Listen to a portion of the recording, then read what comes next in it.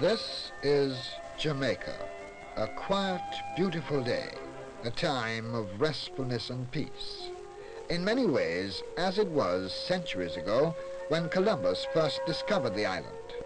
Its beauty has changed little over the years since he first described it as a land where the mountains seemed to touch the skies, a land of wood and water. The people he met here, the Arawaks, the first Jamaicans, were quiet, peaceful, gentle-folk who met him with a basket of fruit and fish. This hospitable, friendly behavior still characterizes the Jamaican of today.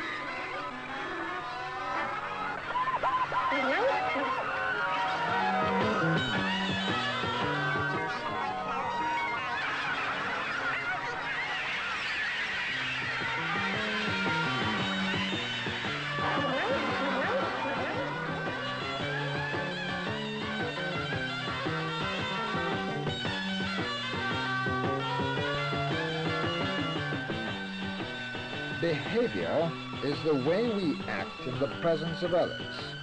That scene was exaggerated, of course, but it does show that behavior, like the common cold, is infectious. Behavior patterns are born in all of us. We all have a sort of built-in mechanism that makes us behave well or pretty badly when the other fellow sparks us off.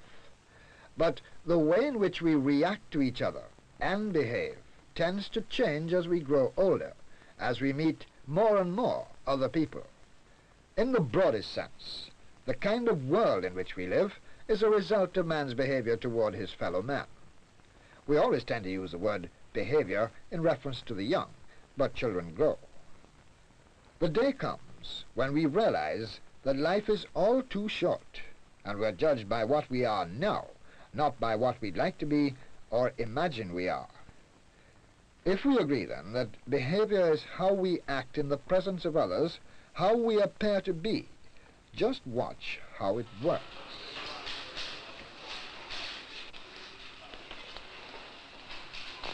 Two total strangers have met for the first time. Each is now actively forming impressions of the other. They will now hold steadfastly to these impressions and will base their judgments each on the other accordingly. Judgments based on little more than appearance of the handshake. Frightening, perhaps, but true. An example of our behavior applied to purely external relations. There are other examples. This is the age of the machine, the telephone. With telephones, we form impressions of people we never meet or shake hands with. Yes. Very nice talking to you. Yes. Oh, thank you. Thank you very much indeed. That's very kind of you. Yes, yes. That's your voice, you know. Friendly. Yes, yes. Yes. Well, I'm checking food tomorrow, you know. See if you're home. I leave that up to you. Yes, yes. Okay. Okay, then. Bye. Bye. Bye. Bye. Yes. Check it.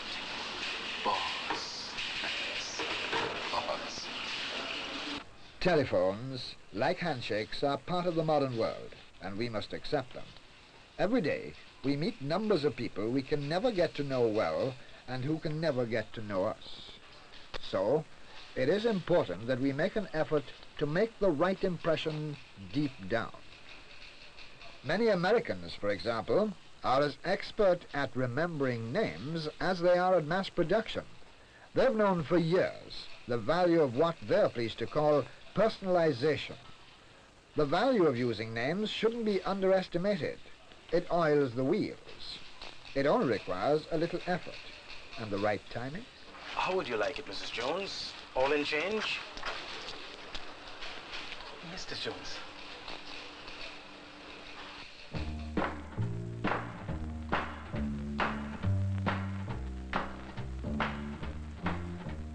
Proper behavior is unrelenting in its demands. There's no shortcut. It starts when we get up in the morning, perhaps with punctuality, and continues throughout the day, every day.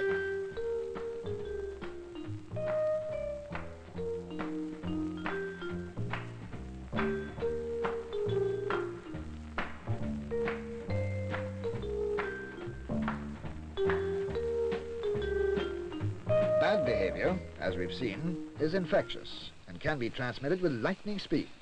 But good behavior will also rub off on those around us. Within an organization, good behavior shouldn't only be directed toward our customers, but also to inter-staff relationships.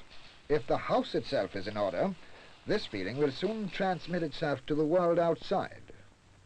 Invariably, the right kind of approach stems from the top, the responsibility that many others will one day have to shoulder. We all make mistakes. We're all human.